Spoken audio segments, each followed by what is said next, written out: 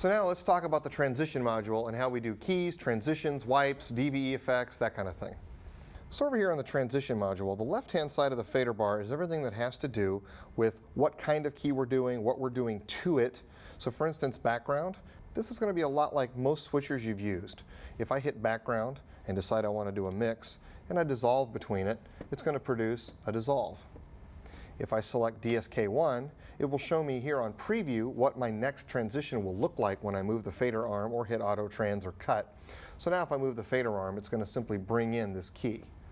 My preview is always showing me what's coming next. My program is always showing me what I have on the air. If I hit background and DSK1 together, it shows me that I'm going to dissolve to a new piece of video and bring a key in simultaneously. I can also do two keys simultaneously. Here I have DSK1 and DSK2. We're going back and forth. And in this case, I'm going to do all three things at once. I'm going to change my background. I'm going to bring in DSK1 and 2. And maybe here I might take DSK2, lose it, then take background DSK1 and lose the whole thing to another piece of video. Not only can I do a dissolve with this, but I also have a non-additive mix,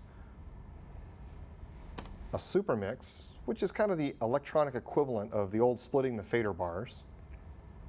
And a preset color mix allows me to either dip to black or dip to a color in between these two pieces of video I have on program preset. So with one fader action, I'm going to dip to black. The next fader action brings up what I have on preset. Now there's a couple of things I can do in my setup menu that allows me to change the way that these things are going to run. For instance, I can say I want to have what's called normal stroke mode, which means that I want to have one stroke down, one stroke up, like we just showed. I can also change it to single stroke mode, which means that in the middle of the transition, it will go to black and then automatically come up. So one stroke versus two strokes. The last feature I have on this is called one-time enable. If I leave one-time enable on, which is the default, that means that when I press preset color mix, doing the effect coming back up automatically throws it back to the last type of transition I had. If I have one-time enable turned off, it'll stay in preset color mix until I turn it off. Let's talk now about transition preview. Transition preview allows me to take a look at something on preview without putting it to air first. So for instance, on program preset, if I wanted to do a dissolve and I wanted to see what the dissolve would look like, particularly if I was going to bring a key in or not, the director might not like it too much if I did this on the air a whole lot to check it. The way transition preview works is if I hold my finger on the button while I'm holding it, on the preview monitor, you can see that it keeps showing me the transition over and over again for every time I hit the fader bar or the auto trans button. Lets me look at it. When I take my finger off the button, it automatically now will let me do it on air. And the last two things on here are auto trans and cut. We should all be pretty familiar with these. Auto trans will automatically do a transition. Cut cuts it. For those of you that are used to other switchers on the market, there is a setting in our menu that allows you to swap these two. So if you're used to auto trans being on the right and cut being on the left, there's a setting. Don't worry, you're taken care of. And speaking of auto trans, here's how you set the auto trans rate on the Mix Effects bank. So there's a couple different ways to set the trans rate on the ME bank. One of the ways is on the 10 keypad. I'm going to select trans rate, and program preset is already here, and I'm going to just type in 10, enter, and notice the display has now changed to 10 frames. The other place you can set it is on the menu. Up here I'm going to select miscellaneous, transition, and here you can see that I can see every single transition rate in the entire switcher. So all I'd have to do is come over here and say program preset transition, either change the knob, or again, hit this and my pop-up comes up and I can select 25 frames.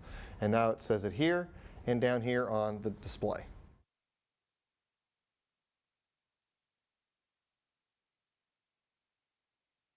Now let's move on to wipes. The 8000G has, quite frankly, a ton of wipes with the ability to take up to 3 patterns and mix them together, all sorts of edges and modifiers. Let's take a look. If we take a look at the wipe, here's a normal left to right wipe, which we're all pretty familiar with. If I double punch the wipe button on the control panel, up on the menu pops up the wipe menu.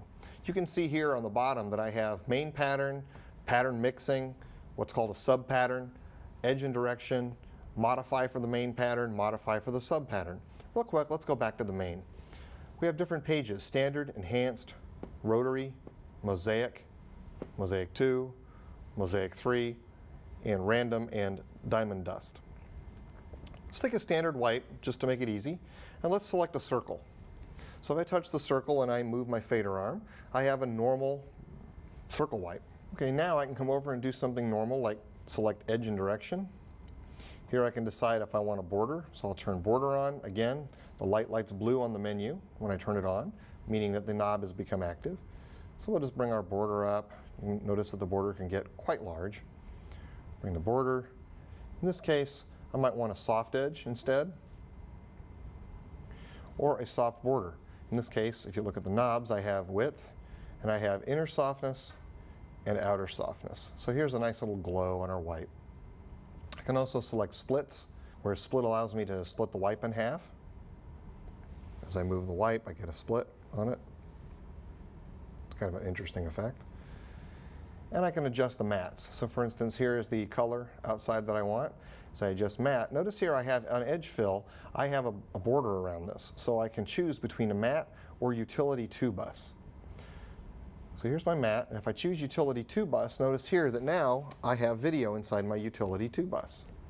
Here I have the rotating MVS-G logo, or I could have some other kind of video into it.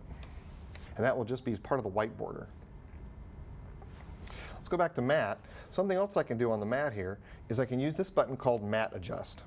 Pretty much anywhere on the MVS that there's a matte, you have basically what we call a choice between flat color, which is what you're looking at now, or mix color. A mix color is basically a color mix or a wash generator. You might also know that term. Allows me to have two different colors. Here's color 1, and now I'm going to select color 2, change it a little bit. I can come back over to mix color, adjust the softness, the pattern, the size, and I can play with all sorts of things like angle, where it is. I can change speed to make it actually just kind of go by itself. So we have this wipe here. Looks kind of interesting. Let's go back over to the edge and direction and turn split off. So we have just a plain old wipe with kind of a color pulsating glow on the outside. Let's see what else we can change with this wipe. Let's go into pattern mixing. We can turn on pattern mixing and select a sub pattern. On the sub pattern, let's go to the enhanced and select a star. If we go back to pattern mix, under mix, if we change our mix ratio, you can see the wipe is now morphing between a star and a circle. We have normal mix, we have a non-additive mix, which will actually put both wipes together. We have a negative non-additive mix, which just puts basically one wipe on the outside, cuts the hole with it. And what morphing does is morphing allows you to actually change the position of the wipe as you're transforming. So you can see here that the way the start is going, it starts out as a circle and ends up as a diamond as you're doing the transition. I can also use, to put a third white pattern, I can turn on dust mix. And when I turn on dust mix, I can adjust how much dust I want on this. I can adjust what's called the flash rate, basically whether I want the dust to wiggle or not. So here now, taking a look at this, I have 3 entire white patterns morphed together, while at the same time in the border I have 2 color mixes with yet another wipe generator. It's a pretty interesting wipe. Going back here, we can add a couple more things to this wipe. We can go into the sub modify, because you see up on the menu it shows the main pattern is a circle, the sub pattern is the star. If I come over here on the sub modify, I can turn on a couple of things like spiral. If I turn on spiral, what it will do is it not only rotates it, but it actually bends the wipe. So now I come up with a rather interesting looking wipe. So now let's figure out how we change the direction of the wipe. Down here on the transition module, right below wipe, you'll see normal, reverse, and normal, reverse. Normal allows me to run the wipe from the back of the screen to the front. Reverse, of course, does the opposite direction. And here, normal reverse will basically just go back and forth between the two. But the nice thing about this is that I don't have to go into the menu to change what direction my wipe is going.